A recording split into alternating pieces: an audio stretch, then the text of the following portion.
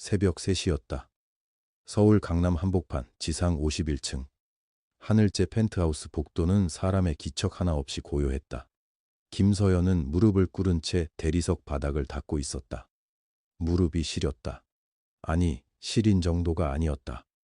뼈속까지 차가운 기운이 파고드는 것 같았다. 그녀는 이를 악물었다. 요양원 이달 청구서 270만 원. 숫자가 머릿속에서 떠나지 않았다. 낮에는 종합병원 야간 간호사, 밤에는 청소 아르바이트. 서연의 하루는 이렇게 두 토막으로 나뉜 지 벌써 6달째였다. 걸레를 짜면서 그녀는 혼자 중얼거렸다. 조금만 더, 2층만 끝내면. 복도 끝 창문 너머로 강남의 야경이 내려다 보였다. 화려한 불빛들이 아득히 펼쳐져 있었다. 서연은 그 빛을 보지 않으려 고개를 숙였다. 저 빛들과 자신은 다른 세계 사람이라는 걸 이미 오래전에 알았다. 그때였다. 며칠 전 어머니의 얼굴이 떠올랐다. 요양병원 침대에 누운 김복순. 눈이 초점을 잃은 채 천장을 바라보던 어머니가 갑자기 서연의 손을 꽉 잡았다. 서연아, 어머니 엄마, 저 여기 있어요. 금고, 봉투. 엄마, 무슨 말이에요? 금고요? 봉투, 찾아야 해. 내 것이야. 어머니는 그 이후로 다시 말을 잊지 못했다. 서연은 그게 치매 증상 때문이라고 생각했다.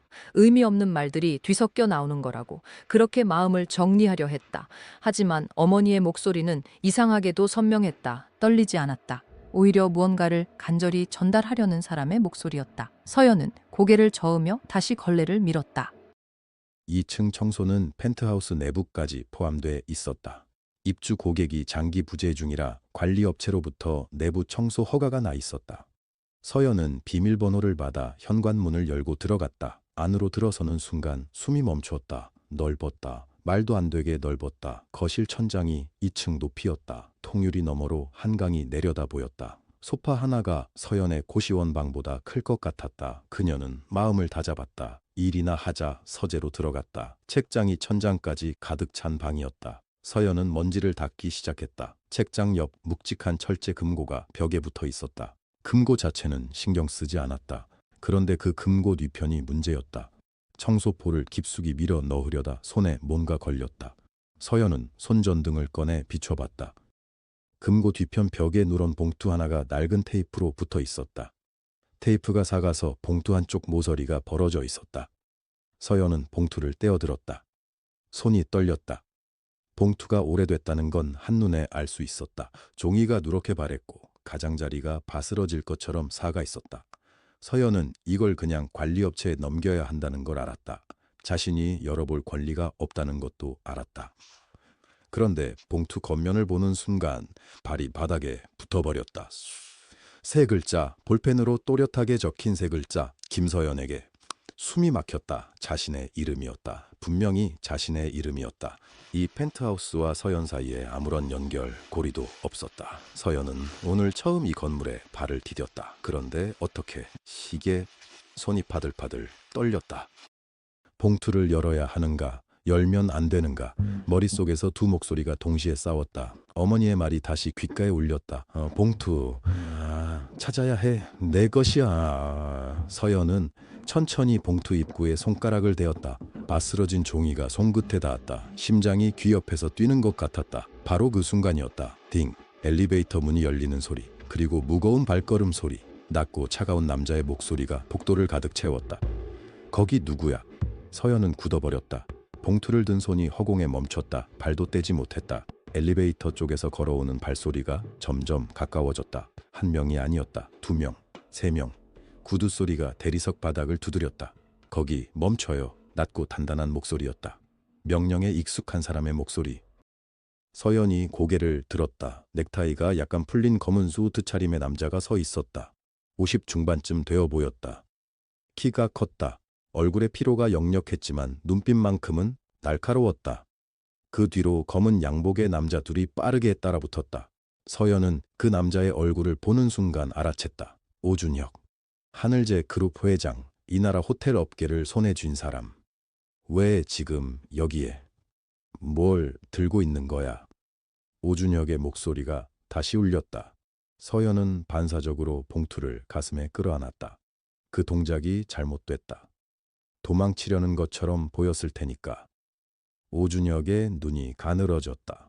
도둑이네. 아닙니다. 저는 청소업체. 잡아. 단 두 글자였다. 경호원들이 동시에 달려들었다. 서연의 팔을 잡으려는 순간 서연이 몸을 틀었다. 봉투를 빼앗기면 안 된다는 생각만 있었다. 이유도 몰랐다. 그냥 본능처럼. 이건 자기 것이었다.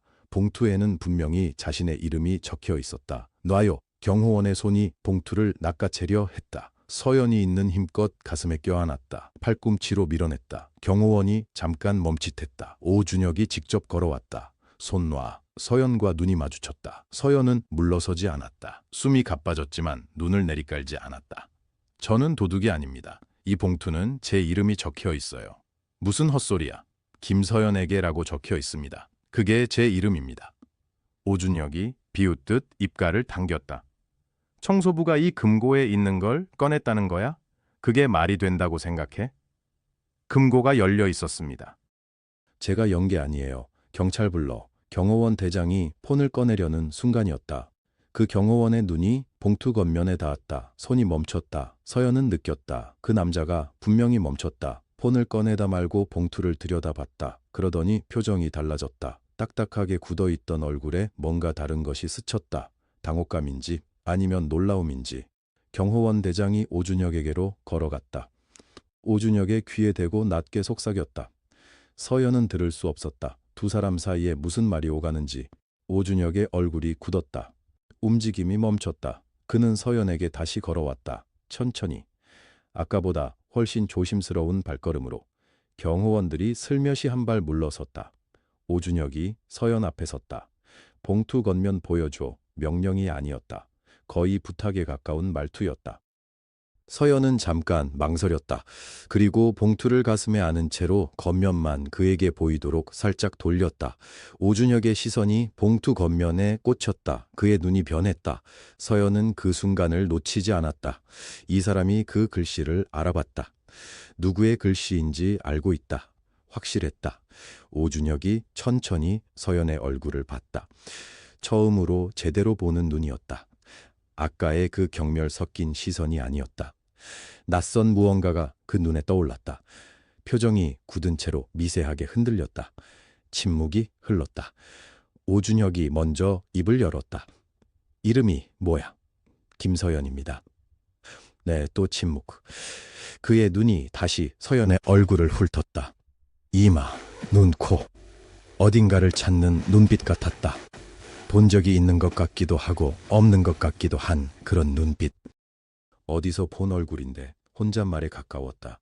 서연은 대답하지 않았다. 대답할 말이 없었다. 자신도 이 남자를 오늘 처음 봤으니까. 오준혁이 무언가를 삼키듯 잠깐 눈을 감았다 떴다. 그리고 경호원 대장에게 말했다. 경찰은 취소해. 회장님, 취소하라고. 낮고 단호한 목소리였다. 경호원 대장이 고개를 숙였다. 오준혁이 다시 서연을 봤다. 그 봉투. 혼자 열지 마. 그것이 무슨 뜻입니까? 하고 지낸 오준혁은 대답하지 않았다. 그 대신 창 너머 새벽 도시를 잠깐 바라봤다. 유리창 너머로 서울 불빛이 깔려 있었다. 그의 얼굴에 그 빛이 반사됐다.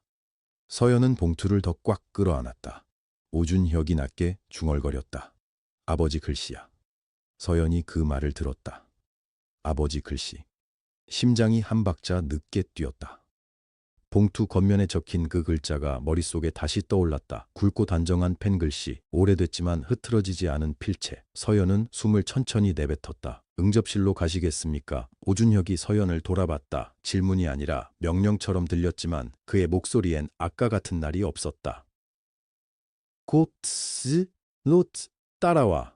응접실은 복도 끝에 있었다. 유리와 검은 대리석으로 꾸며진 공간이었다. 새벽 2시의 서울이 통유리 너머로 통째로 보였다. 경호원들은 문 밖에 남았다. 오준혁이 소파에 앉았다. 서연은 서 있었다. 앉아. 괜찮습니다. 앉으라고. 서연이 천천히 소파 끝에 걸터 앉았다. 봉투는 무릎 위에 올렸다. 손이 그 위에 얹혔다. 오준혁이 봉투를 바라봤다. 한참 동안 말이 없었다. 서연도 말하지 않았다. 두 사람 사이에 시계 소리만 들렸다. 오준혁이 먼저 입을 열었다. 어디서 찾았어? 3층 서재 금고입니다. 문이 반쯤 열려 있었습니다. 청소 도중 발견했고 겉면에 제 이름이 적혀 있어서 꺼냈습니다. 금고 비밀번호를 어떻게 알았나? 몰랐습니다. 문이 먼저 열려 있었습니다. 오준혁의 눈이 가늘어졌다. 금고가 열려 있었다고. 네. 반쯤요. 청소하러 들어갔을 때 이미 그랬습니다. 잠깐의 침묵. 오준혁이 눈썹을 찌푸렸다. 무언가를 계산하는 얼굴이었다. 그 봉투를 봤을 때 겉면을 읽었나? 네. 그래서 열었나? 열지 않았습니다. 오준혁이 서연의 눈을 봤다. 서연은 피하지 않았다. 진짜로. 진짜로. 또 침묵. 오준혁이 자리에서 일어나 창가로 걸어갔다. 등을 보이며 잠깐 서 있었다. 도시 불빛이 그의 뒤에서 낮게 깔렸다. 그가 돌아섰다. 열어봐. 서연이 멈칫했다. 제가요? 당신 이름이 적혀 있다며. 직접 열어. 서연이 봉투를 내려다봤다. 손이 가볍게 떨렸다. 간호사 25년 동안 손이 떨린 적이 없었다. 수술실 옆에서 피 흘리는 환자를 봐도 새벽 응급실에서 심폐소생술을 해도 손은 안정적이었다. 그런데 지금 이 낡은 봉투 하나에 손이 흔들렸다. 서연이 천천히 봉투 윗부분을 뜯었다. 내용물이 나왔다. 서류가 먼저였다. 두꺼운 종이 여러 장이 접혀 있었다. 표지에 도장이 찍혀 있었다. 공증 도장이었다. 날짜는 30년 전이었다. 그 아래에 무언가가 더 있었다. 사진 한 장. 빛이 바랜 사진이었다. 필름 카메라로 찍은 것 같았다. 색이 누렇게 변해 있었다. 서연이 사진을 들어 올렸다. 두 사람이 찍혀 있었다. 젊은 남자와 여인이었다. 남자는 양복 차림이었고 여인은 하늘색 원피스를 입고 있었다. 여인의 품에는 갓난아기가 안겨 있었다. 아기는 흰 포대기에 쌓여 있었다. 남자의 얼굴을 서연이 봤다. 눈앞에 앉아있는 오준혁과 닮아 있었다. 아니, 닮은 정도가 아니었다. 30년을 빼면 같은 얼굴이었다. 오준혁이 서연의 손에서 사진을 가져갔다. 한참 바라봤다. 입술이 움직이지 않았다. 눈만 사진 위를 훑었다. 아버지다. 낮고 작은 목소리였다. 혼잣말 같기도 했다. 그가 사진을 뒤집었다. 뒷면에 글씨가 있었다. 서연도 볼 수 있었다. 굵은 펜 글씨였다. 30년이 지났어도 잉크가 선명했다. 복순아, 서연이를 부탁한다. 서연의 눈이 그 글자 위에 멈췄다. 복순. 온몸이 굳었다. 복순. 가슴이 조여들었다. 숨이 잠깐 막혔다. 복순은 흔한 이름이 아니었다. 서연이 아는 사람 중에 그 이름을 가진 사람은 딱 한 명이었다. 눈물이 나왔다. 막으려 했지만 막히지 않았다. 간호사 복도에서도 울지 않았다. 환자가 임종할 때도 집에 와서 울었다. 사람 앞에서, 더구나 이 남자 앞에서 울 생각이 전혀 없었다. 그런데 눈물이 흘렀다. 오준혁이 서연의 얼굴을 봤다. 왜 우는 거야? 서연이 입술을 꽉 깨물었다. 목소리가 갈라질 것 같았지만 말했다. 복수는 제 어머니 이름입니다. 오준혁이 굳었다. 서연이 눈물을 손등으로 닦았다. 닦아도 계속 흘렀다. 손이 사진 속 여인의 얼굴 위에 멈췄다. 빛이 바랜 하늘색 원피스, 갓난아기를 안고 있는 팔, 얼굴이 너무 젊어서 알아보기 어려웠지만 알아볼 수 있었다. 서연의 어머니였다. 그녀를 낳았을 때의 어머니였다. 오준혁이 사진을 내려다봤다. 다시 서연을 봤다. 그의 얼굴에서 무언가가 무너지는 소리가 들리는 것 같았다. 들리지 않았지만 들리는 것 같았다. 그가 서류를 집어들었다. 유언장 표지를 펼쳤다. 시선이 수혜자 이름 위에서 멈췄다. 오준혁이 유언장을 읽었다. 소리 없이 읽었다. 입술이 조금 움직였다. 멈췄다. 다시 처음으로 돌아갔다. 2번 읽는 것 같았다. 서연은 그 자리에 서 있었다. 다리에 힘이 없었다. 청소 카트에 손을 짚었다. 소의 손잡이가 차가웠다. 그 차가움이 오히려 도움이 됐다. 정신이 붙잡혔다. 어머니 사진이 아직 오준혁의 손에 있었다. 서연은 그 사진을 빼앗고 싶었다. 모르는 사람이 보면 안 될 것 같았다. 이상한 감정이었다.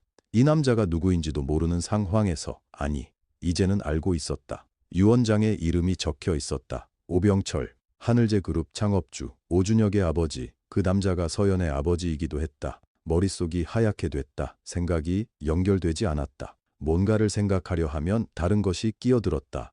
어머니가 항상 한 말. 아버지는 네가 태어나기 전에 돌아가셨어. 사고였어. 기억 안 해도 돼. 그 말을 수백 번은 들었다. 의심하지 않았다. 왜 의심했겠나? 어머니가 한 말이었는데. 서연이 성이 왜 김씨냐고? 그냥 엄마 성 따랐어?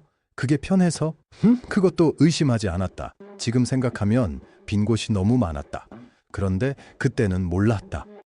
몰랐거나 알고 싶지 않았거나 이 유원장, 오준혁이 말했다. 목소리가 달라져 있었다. 처음 서연을 밀쳐냈을 때의 그 차갑고 높은 목소리가 아니었다. 낮았다. 눌려 있는 것 같았다. 언제 작성된 거라고 했지? 서연이 대답했다. 30년 전이요. 날짜는 1994년 8월 17일로 적혀 있습니다. 오준혁이 잠깐 눈을 감았다. 1994년. 서연이 태어난 해였다. 거의 같은 시기였다. 그 남자가 오병철이 딸이 태어나던 그 해의 유언장을 썼다는 뜻이었다. 오준혁이 눈을 떴다. 어머니가 지금 어디 계십니까? 조심스러운 말투였다. 서연은 그 조심스러움이 낯설었다. 이 사람이 조심스러울 수 있는 사람인 줄 몰랐다. 서연이 대답했다. 치매로 요양 중이십니다. 기억이 거의 없으세요. 오준혁이 아무 말도 하지 않았다. 창밖에서 도시의 불빛이 빛났다. 새벽 4시가 넘어 있었다. 그래도 서울은 꺼지지 않았다. 저 불빛 아래에서 지금 이 순간에도 누군가는 자고 누군가는 일하고 누군가는 울고 있었다. 서연은 생각했다. 어머니가 왜 말하지 않았을까? 아버지가 오병철이라고, 하늘째 그룹 창업주라고, 당신을 사랑했던 사람이라고, 그 사람이 유원장의 딸의 이름을 남겼다고 왜 한 번도 말하지 않았을까? 그 질문의 답을 어머니한테 물을 수 없었다. 지금 어머니는 자기 딸 이름도 잊어버리는 날이 많았다. 엊그제 요양원에 전화했더니 간호사가 말했다. 오늘은 좀 힘든 날이에요. 많이 혼란스러워 하세요. 그 말을 들을 때도 울지 않았다. 지금은 이상하게 눈물이 멈추지 않았다. 닦아도 나왔다. 창피했다. 참으려 했다. 오준혁이 서연을 봤다. 앉아요. 명령이 아니었다. 권유도 아니었다. 그냥 말이었다. 뭐라고 해야 할지 몰라서 꺼낸 말 같았다. 서연은 고개를 저었다. 괜찮습니다. 안 괜찮아 보이는데. 저는 괜찮습니다.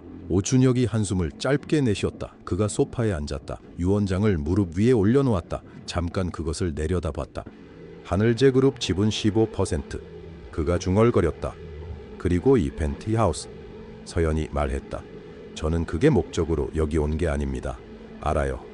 오준혁이 고개를 들었다. 청소 아르바이트로 여기 온 거잖아요. 당신이 이걸 미리 알았으면 이렇게 카트 끌고 들어오진 않았겠지. 서연이 그를 봤다. 잠깐 침묵이 흘렀다. 오준혁이 먼저 시선을 거뒀다. 그가 사진을 다시 봤다. 젊은 시절 어머니와 갓난 서연. 아버지가 이 사진을 갖고 있었던 거군. 혼자 하는 말 같았다. 서연한테 하는 말이 아닌 것 같았다. 그래서 서연은 대답하지 않았다. 평생. 그가 다시 말했다. 평생 여기 가지고 있었던 거야. 서연은 그 말에서 무언가를 느꼈다. 분노가 아니었다. 슬픔도 아니었다. 그냥 무게 같은 것이었다. 오래된 비밀이 가진 무게. 오준혁이 일어났다. 그가 주머니에서 휴대폰을 꺼냈다. 화면을 켰다. 전화를 걸었다. 한 번 신호가 가더니 상대가 받았다. 예, 회장님. 비서 목소리였다. 아버지 입원 기록 다시 확인해. 오준혁의 목소리가 다시 차가워졌다. 이 남자는 그게 원래 목소리인 것 같았다. 조금 전에 낮고 눌린 목소리가 오히려 예외였던 것 같았다. 번드너너 지금 당장. 전화가 끊겼다. 서연이 그를 봤다. 아버지 입원 기록이요? 오준혁이 대답하지 않았다. 창밖을 보고 있었다. 표정이 없었다. 아니, 표정이 있었는데 읽을 수가 없었다. 서연의 가슴 안쪽에서 무언가가 조용히 흔들렸다. 입원 기록, 그 단어가 왜 지금 나왔을까? 오준혁의 휴대폰이 다시 울렸다. 진동이 3번 울리고 화면이 켜졌다. 그가 화면을 내려다봤다. 한정우 비서실장이었다. 그가 전화를 받았다. 말해. 회장님, 확인했습니다. 비서실장의 목소리가 평소와 달랐다. 조심스러웠다. 아니, 조심스럽다는 말로는 부족했다. 떨고 있었다. 아버님께서 현재 서울 시내 종합병원에 입원 중이신 것으로 확인됩니다. 오준혁이 굳었다. 어느 병원? 강남성 심종합병원입니다. 서연이 그 이름을 들은 순간 몸이 멈췄다. 강남 성심종합병원. 자신이 야간 간호사로 일하는 바로 그 병원이었다. 성함은 오철수로 등록되어 있습니다. 가명입니다. 입원 기간은 6개월째입니다. 병명은 치매 초기와 신부전 합병증으로 확인됩니다. 오준혁이 아무 말도 하지 않았다. 회장님, 한정우가 다시 불렀다. 회장님, 담당 병동은 야간 내과 병동입니다. 303호 병실입니다. 서연의 입술이 열렸다가 닫혔다. 303호, 오철수 할아버지. 6개월째 자신이 야간마다 돌봐온 그 환자였다. 아버지가. 오준혁이 낮게 말했다. 전화기를 잡은 손이 하얘졌다. 6개월째 거기 계셨다고. 예. 왜 몰랐어? 죄송합니다. 가명 처리가 워낙 철저하게 되어 있어서 저희도 이제서야 됐어. 전화가 끊겼다. 오준혁이 천천히 서연을 봤다. 서연은 말을 못했다. 당신 병원이야? 그의 목소리는 조용했다. 너무 조용했다. 예. 303호 환자 알아. 서연이 눈을 감았다 떴다. 오철수 할아버지요. 오준혁의 눈빛이 흔들렸다. 알아.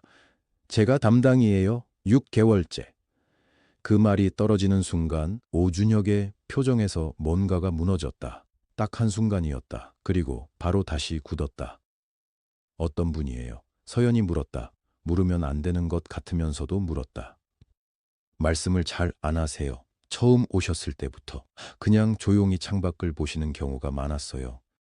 밤에 가끔 잠을 못 주무시는 날에는 제가 손잡고 있으면 좀 주무셨고요. 오준혁이 눈을 감았다. 서연은 계속 말했다. 근데 저한테 가끔 그러셨어요. 딸이 생겼으면 좋겠다고. 처음엔 치매 증상인 줄 알았어요. 그냥 노인분들이 하시는 말씀인 줄 알고. 그가 눈을 뜨지 않았다. 근데 어느 날은 제 손을 잡고 그러셨어요. 넌 닮았어. 제가 누구를 닮았냐고 물었더니 그냥 웃으시더라고요. 그제야 오준혁이 눈을 떴다. 나한테는 한 번도 연락 안 하셨어. 그 말이 전부였다. 설명도 없었다. 원망도 없었다. 그냥 그 사실 하나를 말하는 것이었다. 서연이 조용히 말했다. 죄송해요. 당신이 왜 사과해? 그냥요. 그 순간 서연의 휴대폰이 울렸다. 화면에 번호가 떴다. 병원 번호였다. 직장 동료 간호사 이름이었다. 서연이 전화를 받았다. 여보세요? 서연 씨. 목소리가 급박했다. 서연 씨, 303호 오철수 할아버지 있잖아요. 갑자기 상태가 나빠졌어요. 심박수가 불안정하고 혈압이 떨어지고 있어요. 선생님이 빨리 오셔야 할 것 같아요. 서연이 이미 일어서고 있었다. 지금 바로 갈게요. 전화를 끊었다. 오준혁이 서연을 봤다. 아버지야? 예. 서연이 이미 현관 쪽으로 움직이고 있었다. 청소복 차림 그대로였다. 갈아입을 시간이 없었다. 생각할 시간도 없었다. 그냥 가야 했다. 그게 6개월이었다. 새벽에 상태가 나빠지면 달려가는 것, 손을 잡아주는 것. 그게 서연이 아는 오철수 할아버지와의 관계였다.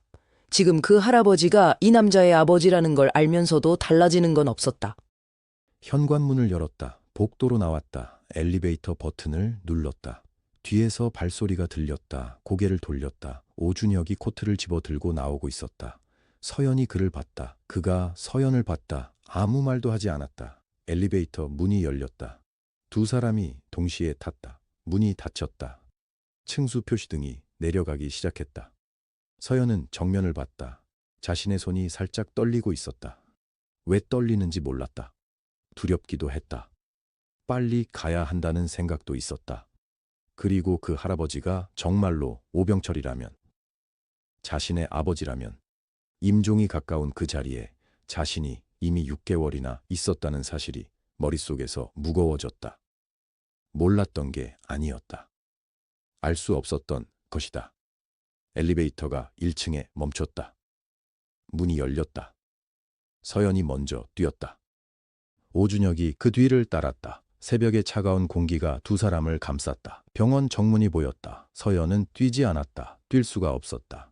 몸이 이미 새벽 내내 혹사당했다. 펜트하우스에서부터 여기까지 오는 동안 머릿속이 하얗게 비어 있었다. 뒤에서 오준혁의 발소리가 들렸다.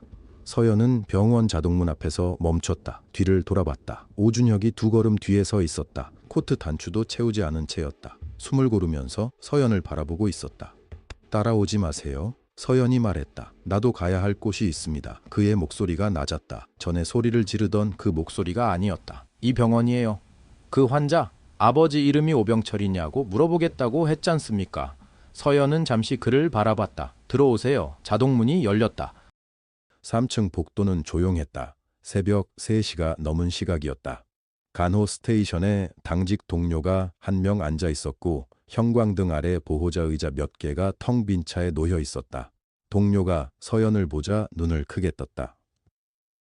서연 씨, 오늘 비번 아니에요? 응. 좀 들렀어. 303호 할아버지 상태 어때? 동료의 표정이 굳었다. 아까부터 좀 안 좋아요. 혈압이 계속 떨어지고 있거든요. 보호자 연락처가 없어서 어떻게 해야 하나 하고 있었는데 서연의 발이 이미 303호 쪽으로 향하고 있었다. 오준혁이 뒤따라왔다. 동료가 그를 보며 물으려다가 서연이 걷는 걸 보고 말을 삼켰다. 303호 문 앞에 섰다. 서연이 손잡이에 손을 얹었다. 숨을 한 번 들이쉬었다. 문을 열었다. 방 안은 어두웠다. 창문으로 새벽빛이 희미하게 들어오고 있었다. 침대 옆 산소 장비에서 작은 불빛이 깜박거렸다. 장비 소리가 조용하게 이어졌다.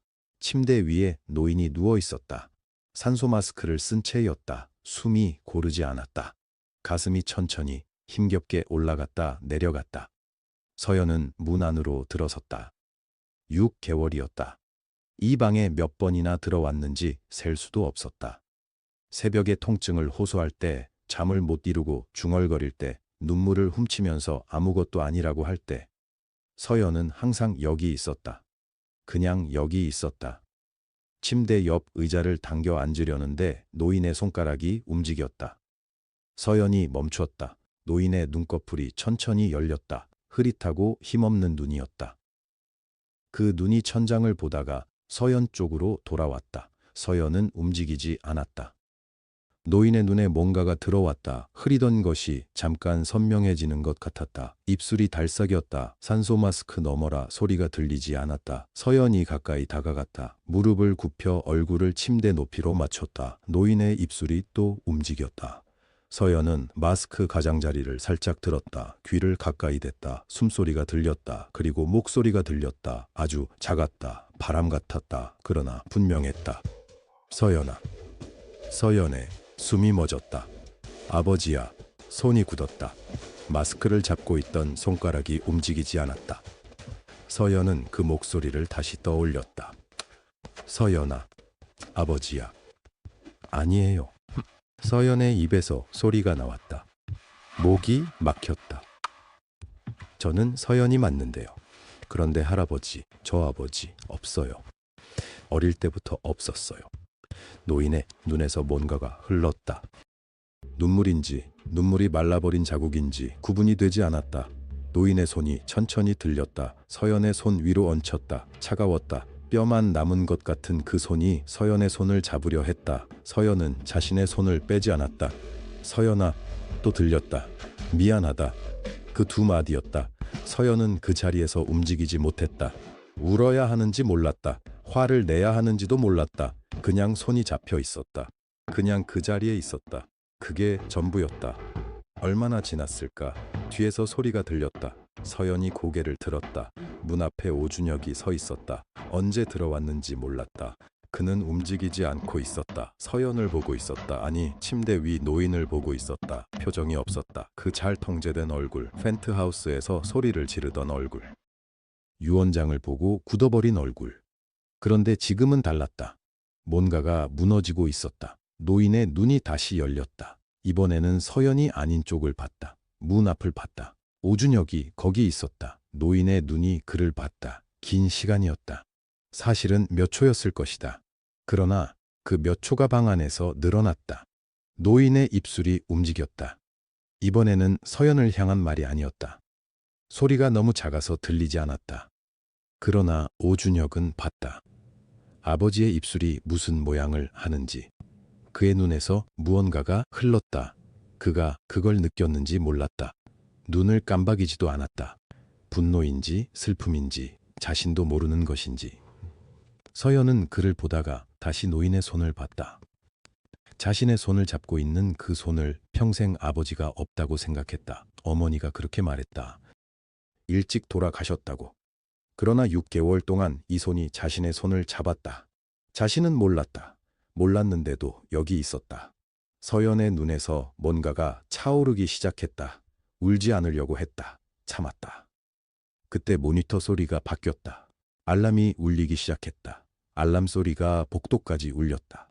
서연은 몸이 먼저 움직였다. 손잡이를 잡고 일어났다. 침대 옆 패널을 눌렀다. 간호사 콜을 보냈다. 노인의 가슴이 얕게 오르내렸다. 불규칙했다. 선생님, 저 여기 있어요. 노인의 눈은 이미 감겨 있었다. 손은 아직 서연의 손을 잡고 있었다. 오준혁이 문 앞에서 한 발 들어왔다. 아버지. 목소리가 갈라졌다. 당직 의사가 뛰어왔다. 간호사 2명이 따라왔다. 서연은 뒤로 물러섰다. 공간을 만들었다. 직업적인 반응이었다. 몸이 먼저 알았다. 처치가 시작됐다. 오준혁은 벽에 등을 붙이고 서 있었다. 방해가 되지 않으려고. 그러나 떠나지도 않았다. 서연은 복도로 나왔다. 차가운 형광등 아래에 서 있었다. 손이 아직 따뜻했다. 노인의 손 온도가 남아 있었다. 새벽 5시였다. 복도 끝에서 엘리베이터 문이 열렸다. 한 남자가 걸어왔다. 빠른 걸음이었다. 그러나 뛰지는 않았다. 절제된 빠름. 양복 상의를 입고 있었고 넥타이는 없었다. 새벽에 급하게 나온 것 같으면서도 흐트러지지 않은 사람. 서연은 그를 모르는 사람이었다. 그러나 직감적으로 알았다.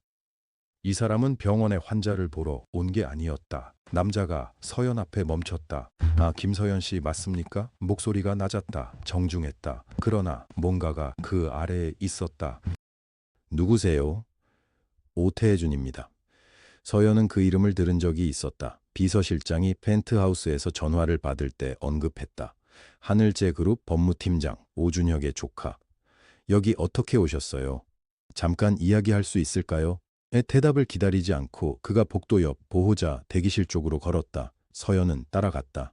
대기실에는 아무도 없었다. 새벽이었다. 자판기 불빛만 켜져 있었다. 오태준이 돌아섰다.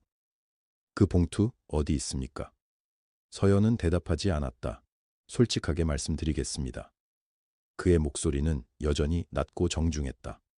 오늘 새벽에 있었던 일은 이미 알고 있습니다. 펜트하우스에서 발견하신 것도요? 비서실장한테 들으셨군요. 그건 중요하지 않습니다. 오태준이 서연을 봤다. 중요한 건 지금 그 봉투가 어디 있냐는 겁니다. 그게 진짜라면 김서연 씨, 당신 목숨이 위험할 수 있어요. 서연은 그를 봤다. 협박인지 경고인지 아니면 둘 다인지 판단이 서지 않았다. 무슨 뜻이에요? 30년 된 유언장입니다. 그 안에 얽힌 이해관계가 얼마나 복잡한지 아십니까? 그룹 지분, 부동산, 계열사. 그게 공개되는 순간 수조원이 움직입니다. 그걸 원하지 않는 사람들이 있어요. 오태준 씨 본인처럼요? 그가 잠깐 멈췄다. 그리고 작게 웃었다. 차가운 웃음이었다. 직설적이시네요. 새벽 5시에 병원까지 오셨잖아요. 직설적으로 말할 이유가 있으셨을 것 아닙니까? 오태준이 소파 팔걸이에 손을 얹었다. 편안한 척하는 자세였다. 그러나 눈은 편안하지 않았다. 합의의 얘기를 드리러 왔습니다. 합의요? 20억입니다. 그리고 이민비자 어느 나라든 원하시는 곳으로. 캐나다도 되고 호주도 됩니다. 정착 자금까지 포함해서 충분히 드릴 수 있어요. 서연은 그 말을 들으면서 이상하게도 화가 나지 않았다. 슬프지도 않았다. 그냥 피곤했다. 이제 유언장을 포기하라는 거죠. 원본을 저에게 주시면 됩니다. 그걸로 끝입니다. 아무 일도 없었던 걸로 됩니다. 김서연 씨는 조용히 새로운 삶을 시작할 수 있고요. 저는 서연이 말했다. 돈 때문에 온 게 아닙니다. 오태준의 눈이 가늘어졌다. 그럼 뭐 때문에요? 서연이 그를 똑바로 바라봤다. 아버지가 왜 저를 찾았는지 알고 싶어서요. 대기실이 조용했다. 자판기 모터 소리만 웅궁거렸다. 오태준이 서연을 봤다. 한 박자, 두 박자, 그리고 고개를 끄덕였다. 감탄한 것 같기도 냉소하는 것 같기도 했다. 감정적인 결정은 나중에 후회하게 됩니다. 저는 후회 별로 안 합니다. 20억을요? 20억은 제가 원하는 답을 주지 않거든요. 오태준이 자리에서 일어났다. 양복 단추를 만졌다. 무의식적인 동작이었다. 정리하는 동작. 다시 한번 생각해 보시죠. 시간을 드리겠습니다. 하지만 많이는 아닙니다. 그가 대기실 문 쪽으로 걸었다. 서연이 물었다. 오병철 회장님이 어떤 분인지 아세요? 오태준이 멈췄다. 돌아보지 않았다.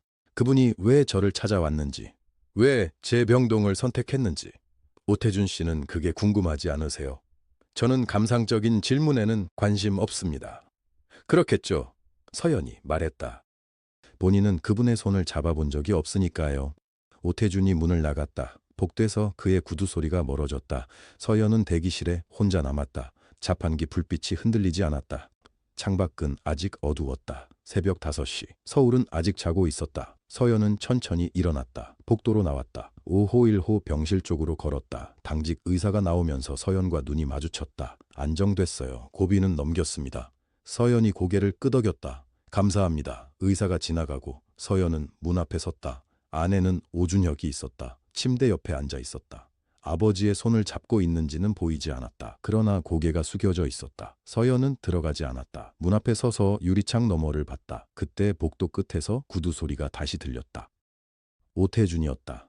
엘리베이터 앞에서 전화기를 꺼냈다. 서연에게는 들리지 않는 거리였다. 그러나 그의 입 모양이 보였다. 짧은 말이었다. 그리고 전화를 끊었다. 서연의 손이 주머니 안으로 들어갔다. 봉투는 없었다. 봉투는 이미 다른 곳에 있었다. 오태준이 그걸 모른다는 것이 지금 이 새벽에 유일하게 서연이 가진 것이었다. 원무과 불빛은 형광등 하나뿐이었다. 새벽 5시 20분. 서연은 복도 끝까지 걸어갔다. 원무과 문을 밀었다. 안에는 야간 당직 직원이 졸고 있었다. 저기요. 직원이 눈을 떴다. 팩스 좀 써도 될까요? 급한 서류가 있어서요. 직원이 흐릿한 눈으로 서연의 간호복을 봤다. 몇 층 선생님이세요? 5층이요. 정 간호사님이 허락하셨어요. 절반은 거짓말이었다. 절반만. 직원이 고개를 끄덕이고 다시 눈을 내렸다. 서연은 팩스 기기 앞에 섰다. 간호복 안쪽 주머니에 손을 넣었다. 봉투를 꺼냈다. 안에서 접힌 종이를 조심스럽게 폈다. 종이는 누렇게 변해 있었다. 30년. 종이도 나이를 먹는다는 걸 서연은 이 순간 처음 실감했다. 번호를 눌렀다. 외워둔 번호였다. 5년 전 병원에서 환자 재산 문제로 한번 연락했던 공증변호사 사무실이었다. 이 시간에 사람이 있을 리 없었다. 하지만 팩스는 24시간 받는다. 기계가 연결음을 냈다. 서연은 종이를 천천히 투입구에 넣었다. 삐소리, 전송 시작. 숫자가 올라갔다. 1페이지, 2페이지, 3페이지. 서연은 숨을 내쉬지 않았다. 완료. 기계가 작은 소리를 냈다. 서연은 수신 확인 용지를 뽑았다. 그것도 접어서 주머니에 넣었다. 봉투를 다시 안쪽 주머니에 넣었다. 문을 나오는데 복도 끝에 사람이 서 있었다. 서연의 발이 멈췄다. 오준혁이었다. 병실 쪽에서 걸어온 것이 분명했다. 넥타이는 풀려 있었다. 재킷 단추는 잠겨 있지 않았다. 그는 서연이 원무과에서 나오는 것을 보고 있었다. 얼마나 보고 있었는지는 알 수 없었다. 두 사람은 복도 한가운데서 마주섰다. 서연이 먼저 말하지 않았다. 오준혁도 처음에는 말이 없었다. 그가 천천히 걸어왔다. 가까이 왔다. 서연 앞 2미터쯤에서 섰다. 원무과에 볼 일이 있었습니까? 질문이 아니었다. 확인이었다. 서연이 대답했다. 네. 팩스를요? 네. 오준혁이 눈을 감았다. 잠깐이었다. 그리고 주머니에서 전화기를 꺼냈다. 서연은 그가 자신을 막을 거라고 생각했다. 아니면 오태준에게 연락할 거라고. 그러나 오준혁이 누른 이름은 오태준이었다. 연결되는 소리가 작게 들렸다. 나야. 오태준의 목소리가 전화기 너머로 새어나왔다. 서연에게는 들리지 않았다. 저 손 떼라. 짧은 침묵. 오준혁이 말했다. 내가 처리한다. 다시 오태준의 목소리. 이번엔 조금 높았다. 오준혁이 끊었다. 전화기를 집어넣었다. 서연은 그를 봤다. 저를 왜 막지 않으셨어요? 오준혁이 서연을 똑바로 봤다. 막을 이유가 없어서요. 그 안에 뭐가 들어있는지 알고 계셨잖아요. 알고 있었습니다. 그런데도요. 오준혁이 잠깐 시선을 내렸다. 그리고 다시 들었다. 오태준은 아까 병실에 들어왔습니다. 아버지가 의식이 없는 틈에 옆에 앉아서 뭔가를 확인하려 했어요. 내가 나가 있었으니까. 서연이 조용히 들었다. 그런데 아버지가 눈을 떴어요. 아들을 보는 것 같지 않았습니다. 다른 사람을 찾고 있었어요. 제 이름을 부르지 않았어요. 오준혁의 목소리가 한 박자 낮아졌다. 뭐라고 하셨는지 아십니까? 서연이 대답하지 않았다. 서연아 라고 했습니다. 복도가 조용했다. 형광등이 낮게 울었다. 서연은 그 이름이 자신의 이름이라는 걸 알았다. 그런데 그 사람이 그 이름을 불렀다는 게 지금 이 새벽에 이렇게 들리는 게 이상했다. 언제부터 아셨어요? 오준혁이 잠시 생각하는 것 같았다. 전부를 안 건 오늘 밤이에요. 하지만 의심은 더 오래됐습니다.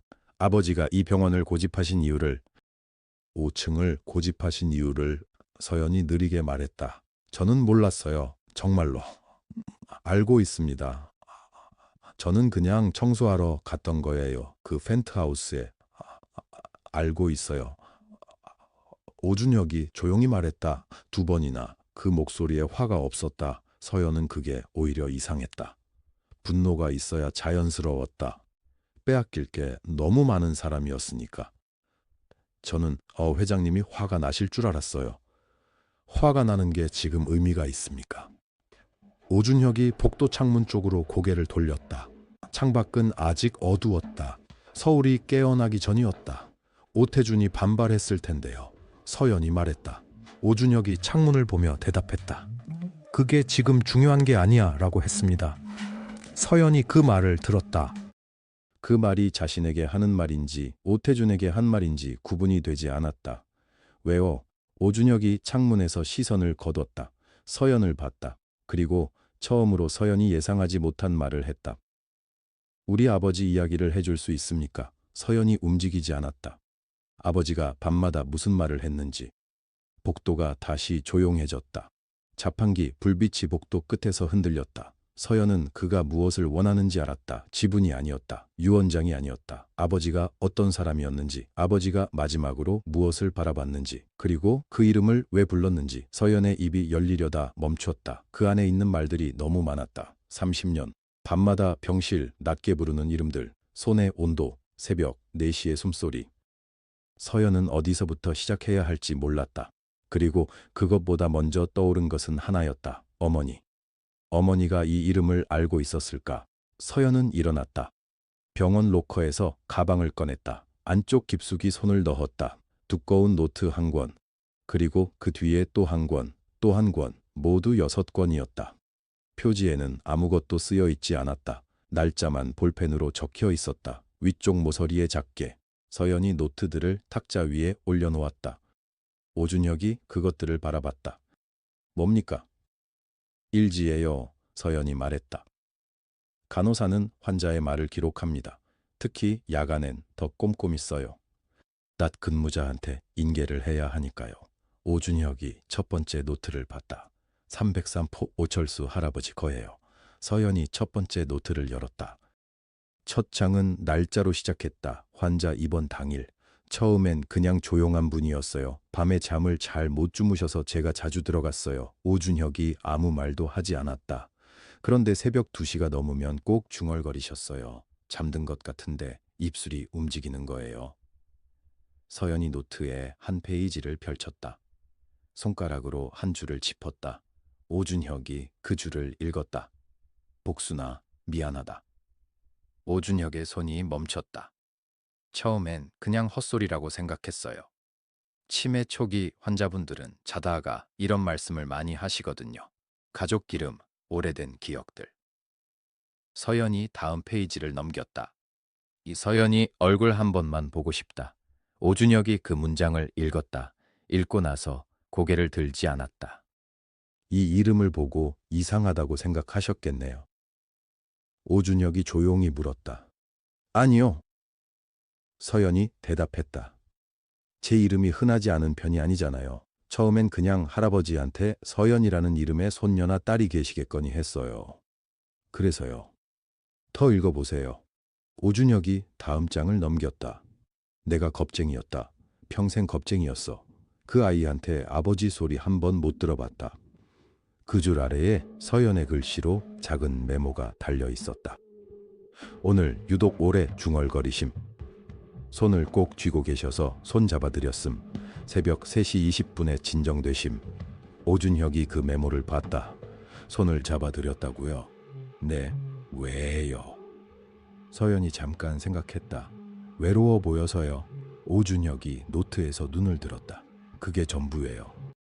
아버지인 줄 몰랐어요. 그냥 새벽에 혼자 중얼거리는 할아버지가 너무 쓸쓸해 보여서 손만 잡아드렸어요.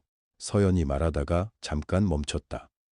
어머니 생각이 나서요. 어머니도 마지막에 혼자 그러셨거든요. 오준혁이 그 말을 들었다. 잠시 후 물었다. 어머니는 아버지를 원망하셨습니까? 복도가 조용했다. 자판기가 낮게 윙윙거렸다. 서연이 대답하지 않았다. 생각하는 것이 아니었다. 그 말을 꺼내는데 시간이 걸리는 것이었다. 한 번도요. 서연이 말했다. 그 남자 욕을 한 번도 하신 적이 없어요. 오준혁이 듣고 있었다. 이름도 말씀 안 하셨어요. 아버지가 어떤 분인지, 왜 떠나셨는지 그런 말씀을 하신 적이 없어요. 그냥 어릴 때 돌아가셨다고만 하셨어요. 그게 전부였습니까? 그게 더 마음이 아팠어요. 그다음 서연이 말했다. 욕을 하거나 원망을 하면 그 사람이 나쁜 사람인 거잖아요. 그러면 이해가 돼요. 그런데 어머니는 한 번도 그러신 적이 없었거든요. 그냥 그분 얘기가 나오면 잠깐 멈추셨다가 다른 얘기를 하셨어요. 눈빛이 달라지는 게 보였어요. 오준혁이 노트를 내려다봤다. 두 번째 노트를 집었다. 천천히 펼쳤다. 여기에도 기록들이 있었다. 밤마다, 날짜마다. 어떤 날은 짧았다. 한 줄. 어떤 날은 길었다. 서연의 글씨가 빽빽하게 채워져 있었다. 오늘은 유독 맑으셨음. 서연이라는 이름을 여러 번 부르심. 혹시 가족이 면회를 오지 않는지 여쭤봤더니 없다고 하심. 보호자 연락처가 없는 분. 담당 의사 선생님께 다시 확인 요청드림. 오준혁이 그 줄에서 멈췄다. 보호자가 없다고 돼 있었군요. 근데 입원할 때부터요. 오철수라는 이름도 가명이라는 건 나중에 알았어요. 언제 알았습니까? 서연이 잠깐 입을 다물었다. 돌아가시고 나서요. 오준혁이 눈을 감았다. 아주 잠깐. 유품 정리할 때 신분증이 나왔어요. 진짜 이름이 적혀 있었어요. 그때 처음 알았어요. 서연이 말했다. 그래서 금고 봉투랑 맞춰지기 시작한 거예요. 오병철, 유원장에 있는 이름 303호에 계셨던 할아버지. 오준혁이 눈을 떴다. 나는 아버지가 어디 계신지 몰랐습니다. 그가 말했다. 목소리가 낮았다. 비서가 찾고 있었어요. 2달 가까이. 그런데 아버지가 워낙 철저하게 흔적을 지우셨던 거라 왜 숨으셨을까요? 서연이 물었다. 딸을 보고 싶었는데 막상 나타날 자격이 없다고 생각하셨던 거 아닐까요? 오준혁이 대답하지 않았다. 서연이 세 번째 노트를 펼쳤다. 거기에는 더 늦은 날짜들이 적혀 있었다. 병세가 깊어지던 시기였다. 새벽 4시. 할아버지가 손을 놓지 않으심. 괜찮다고 말씀드렸더니 고맙다고 하심. 눈을 감은 채로. 오늘따라 손이 많이 차가우심. 오준혁이 그 문장을 읽었다. 한참 있다가 물었다. 그날 얼굴을 보셨습니까? 네. 어떠셨습니까? 서연이 천천히 말했다. 주무시는 얼굴이 편해 보이셨어요.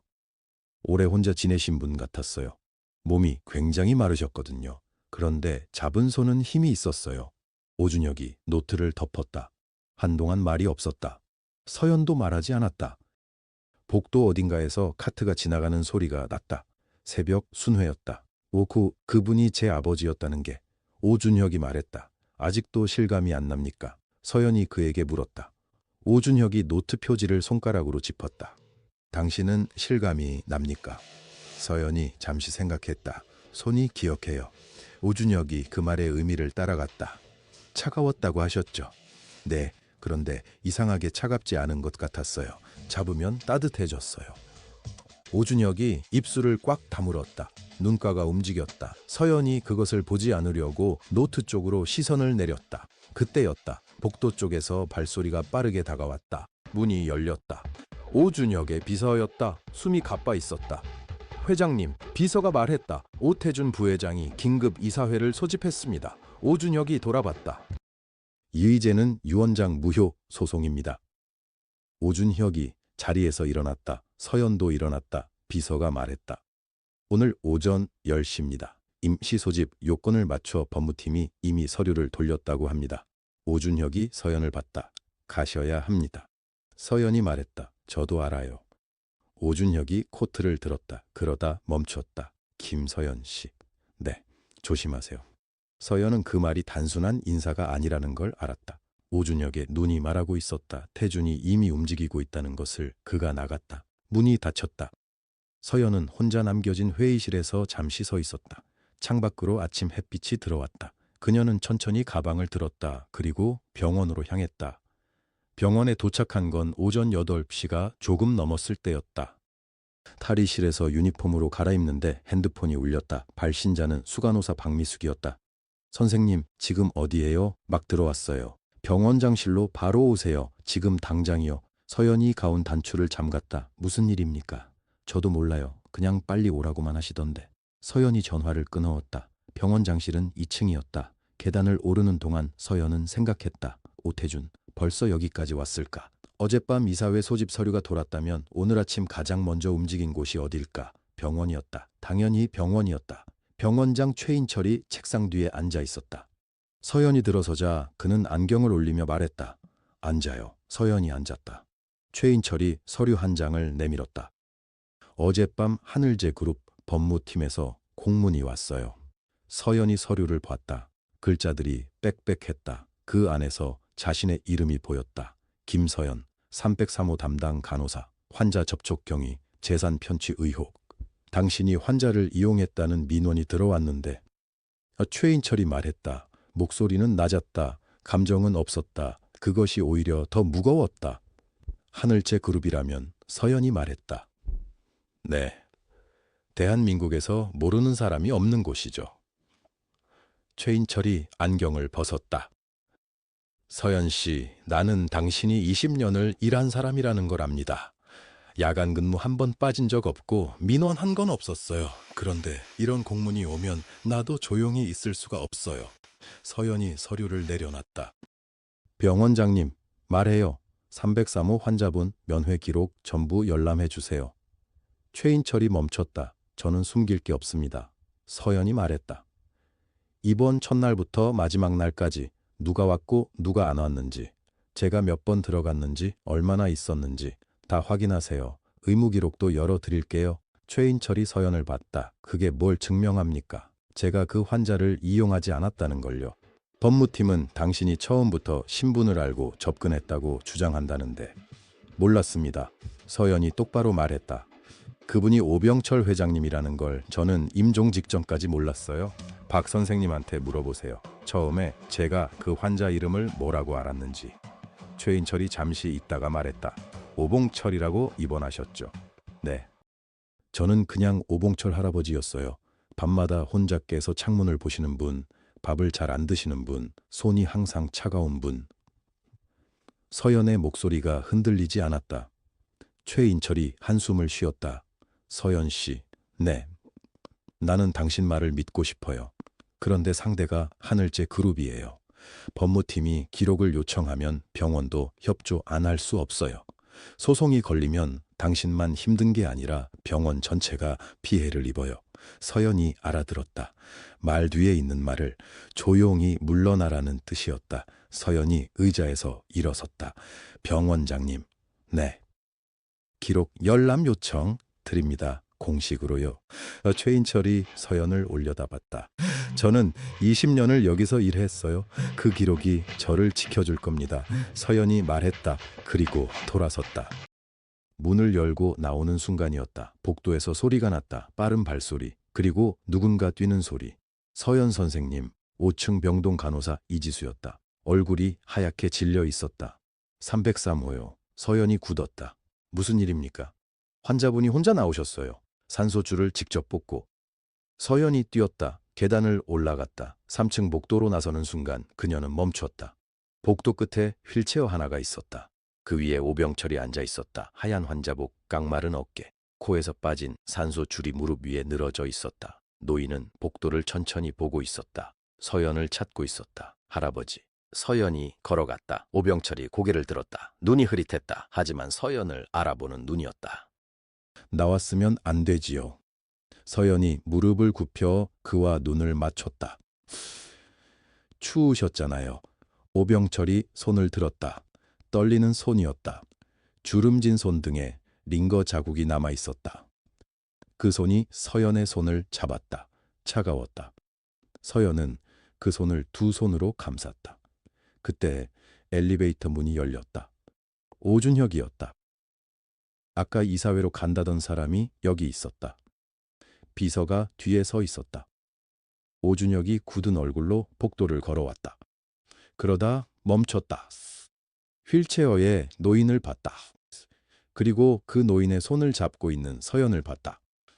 오병철이 서연의 손을 꽉 쥔 채 천천히 오준혁을 바라봤다. 입술이 움직였다. 처음엔 소리가 나오지 않았다. 서연이 귀를 기울였다. 노인이 다시 입을 열었다. 준혁아.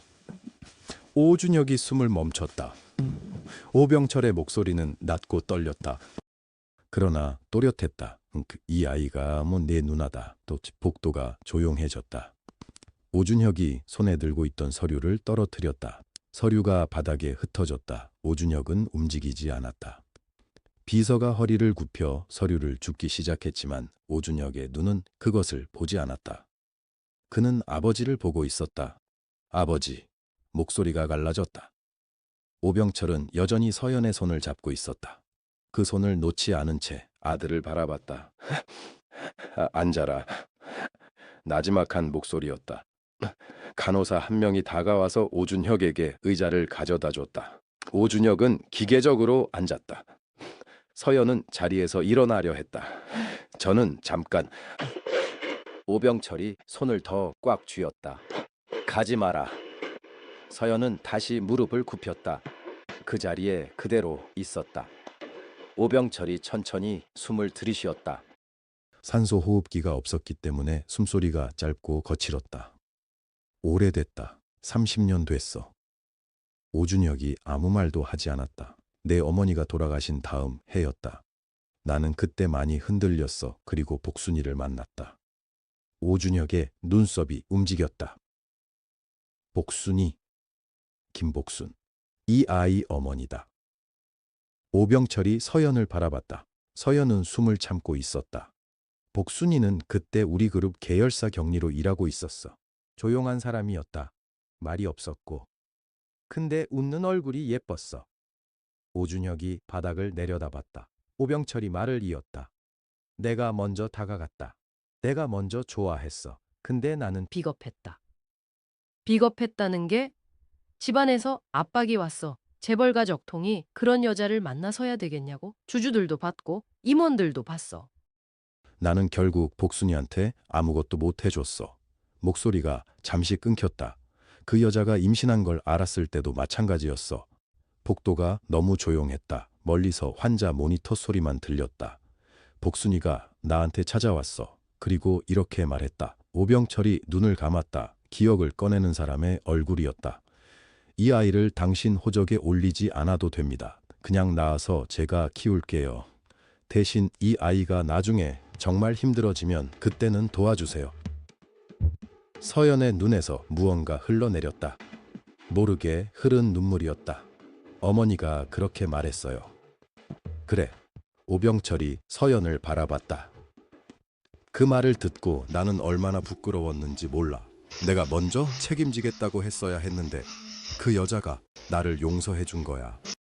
내가 용서를 빌기도 전에 오준혁이 손으로 눈을 가렸다. 그래서 아버지는요, 약속을 못 지켰다. 복순이가 그 아이를 데리고 떠났고 나는 연락을 끊었어. 회사가 커졌고 세월이 흘렀어. 나는 그냥 살았어. 오병철의 목소리가 낮아졌다. 그게 제일 비겁한 거야. 잊으려고 그냥 산 거야. 서연은 말을 하지 못했다. 그 침묵이 대신 말하고 있었다. 유 원장은요. 서연이 겨우 입을 열었다. 언제 쓰신 거예요? 복순이가 세상 뜨기 몇 년 전이었어. 누군가한테 들었어. 복순이가 기억을 잃어가고 있다고. 치매라고. 오병철이 서연의 손을 다시 꽉 쥐었다. 그 소식을 듣고 나서야 정신이 들었어. 이 아이가 혼자 다 감당하겠구나. 어머니도 돌보고 먹고 살기도 해야 하고. 내가 30년을 그냥 있었구나. 그래서 유언장을 쓰셨어요. 펜트하우스 금고에 넣었어. 내가 죽고 나면 누군가 찾겠지. 그 생각으로. 오준혁이 고개를 들었다. 눈이 붉어져 있었다. 왜 저한테는 말씀 안 하셨어요? 조용하지만 낮은 목소리였다. 아버지, 저한테는 왜 말씀을 안 하셨어요? 오병철이 아들을 바라봤다. 한동안 말이 없었다. 네가 상처받을까봐. 오준혁의 눈에 눈물이 맺혔다. 그리고 오병철이 잠깐 멈췄다. 내가 부끄러워서. 그 말이 복도에 떨어졌다. 오준혁이 입술을 깨물었다. 서연은 두 사람을 번갈아 바라봤다. 아무 말도 할 수가 없었다. 이 두 사람은 지금 처음으로 이 이야기를 나누고 있었다. 30년 묵은 말들이 처음으로 공기 속으로 나오고 있었다. 아버지는 이 누나를 사랑하셨어요? 오준혁이 물었다. 서연의 누나라는 말이 처음 나왔다. 오병철이 서연을 봤다. 복순이를 사랑했어. 그러니까 이 아이도. 서연이 눈을 감았다. 눈물이 흘렀다. 어머니 복순의 얼굴이 생각났다. 치매로 손이 굳어가면서도 딸 이름을 불렀던 그 얼굴. 아버지에 대한 이야기를 한 번도 하지 않았던 그 얼굴. 어머니는 알고 있었던 것이다. 모든 걸 알면서 말하지 않았던 것이다. 딸을 지키기 위해 오준혁이 자리에서 일어났다. 그가 서연 앞에 섰다. 서연이 눈을 떴다. 두 사람이 처음으로 제대로 눈을 마주쳤다. 오준혁이 입술을 열었다. 무슨 말을 하려는 것 같았다. 그러다 그냥 닫았다. 말이 나오지 않는 얼굴이었다. 그때였다. 엘리베이터 문이 열렸다. 정장을 입은 남자들이 걸어 나왔다. 서류 가방을 든 사람들이었다. 3명이었다. 앞에 선 남자가 복도를 살피더니 오병철에게 걸어왔다. 목소리가 차가웠다. 오병철 씨, 저희 오태준 회장님 법률 대리인입니다. 오준혁이 몸을 돌렸다. 남자가 계속 말했다. 지금 이 자리에서 유언장 철회 서명을 해주셔야 합니다. 준비해 왔습니다. 서류 가방이 열렸다. 오병철이 천천히 그쪽을 봤다. 서연이 일어섰다. 서류가 테이블 위에 놓였다. 변호인이 펜을 꺼냈다. 서명 한 번이면 됩니다. 어렵지 않으세요. 오병철은 서류를 내려다봤다. 손이 테이블 위에 있었다. 움직이지 않았다. 서연이 앞으로 나섰다. 잠깐요. 변호인이 서연을 봤다. 위아래로 훑었다. 실례지만 당신은 누구십니까? 김서연입니다. 아, 유언장에 이름 올라간 분이시군요. 남자의 목소리에 비웃음이 섞여 있었다. 그러니 이 자리에 계실 이유가 없습니다. 이건 오씨 가문의 내부 문제입니다. 오준혁이 한 걸음 앞으로 나왔다. 내부 문제라면 내가 결정합니다. 변호인이 오준혁을 봤다. 준혁채노 회장님, 저희는 오태준 회장님의 대리인입니다. 알고 있어요. 그래서 묻는 겁니다. 오태준이가 직접 못 왔나요? 그때 엘리베이터 문이 다시 열렸다. 오태준이었다. 검은 코트를 입고 있었다. 표정이 없었다. 그러나 눈빛은 날카로웠다. 방 안을 한번 훑고 오병철에게 걸어갔다. 할아버지. 오병철이 오태준을 올려다 봤다. 오태준이 무릎을 꿇었다. 옆에 앉는 것처럼 낮게. 저예요. 태준이요? 오병철이 잠시 말이 없었다. 알아. 할아버지, 저 믿으시죠? 알아. 오태준이 목소리를 낮췄다. 할아버지, 치매 판정 받으신 거 아시죠?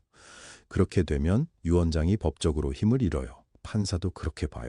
그러니까 지금 이걸 정리하시는 게 할아버지를 위해서도 좋은 거예요. 잠시 침묵이 흘렀다. 오태준이 계속 말했다. 저 여자가 할아버지 딸이라는 보장도 없잖아요. 유전자 검사도 안 했고 그냥 오래된 종이 한 장인데 그게 전부예요. 그 종이 때문에 가문이 흔들리는 게 맞아요. 할아버지가 직접 정리해 주세요. 오태준이 펜을 들어 오병철 손 가까이 놓았다. 조용히 하시는 게 좋습니다, 할아버지. 그때였다. 그만해. 오준혁이었다. 오태준이 천천히 고개를 돌렸다.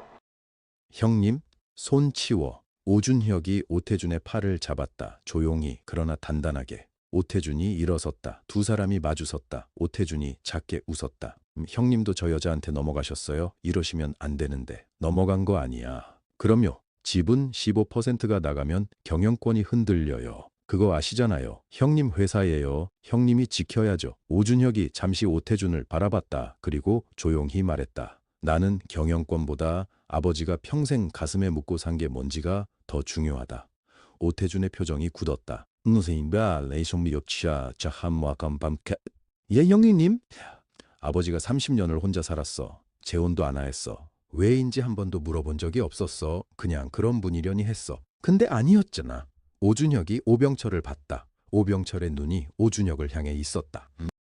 아버지한테 직접 물어볼 기회가 지금 마지막일 수도 있어. 그 순간에 서명받으러 온 거야. 너. 오태준이 입술을 꽉 다물었다. 오준혁이 서연에게 돌아섰다. 두 사람의 눈이 마주쳤다. 오준혁이 입을 열었다. 누나. 서연이 숨을 들이켰다. 짧은 단어였다. 그러나 그 한마디에 서연의 가슴이 흔들렸다. 살면서 한 번도 들어본 적 없는 호칭이었다. 아버지 없이 자랐다. 형제도 없었다. 어머니 하나만 있었다. 그런데 지금 이 남자가 자신을 누나라고 불렀다. 서연이 아무 말도 하지 못했다. 오태준이 변호인들을 바라봤다. 법정으로 갑시다. 어차피 치매 환자 유언장은 법원에서도 인정 안 해요. 거기서 끝냅시다. 변호인이 고개를 끄덕였다. 저희도 그 방향으로 준비돼 있습니다. 오태준이 코트를 여미며 걸어갔다. 문이 닫혔다. 오준혁이 서연 옆에 섰다. 싸워야 할 것 같네요. 알고 있어요. 법원에서 이기려면 증거가 있어야 해요. 유언장만으로는 부족할 수 있어요. 서연이 고개를 끄덕였다. 알아요. 다른 게 있어요? 서연이 잠시 말이 없었다. 방 안이 조용했다. 오병철이 두 사람을 보고 있었다. 서연이 가방을 열었다. 손이 안쪽 깊은 곳으로 들어갔다. 무언가를 꺼냈다. 오래된 봉투였다. 유언장과는 달랐다. 더 작고 더 낡았다. 종이가 누렇게 발에 있었다. 오준혁이 봉투를 봤다. 그게 뭐예요? 서연이 봉투를 내려다봤다. 어머니 복순이 치매로 쓰러지기 직전이었다. 손이 굳어가던 그날 밤 침대 머리맡 서랍 안에 이걸 두고 서연의 손을 꼭 잡았었다. 말은 못했다. 이미 말문이 막혀 있었다. 그냥 손을 이 봉투 위에 얹어주었다. 그게 전부였다.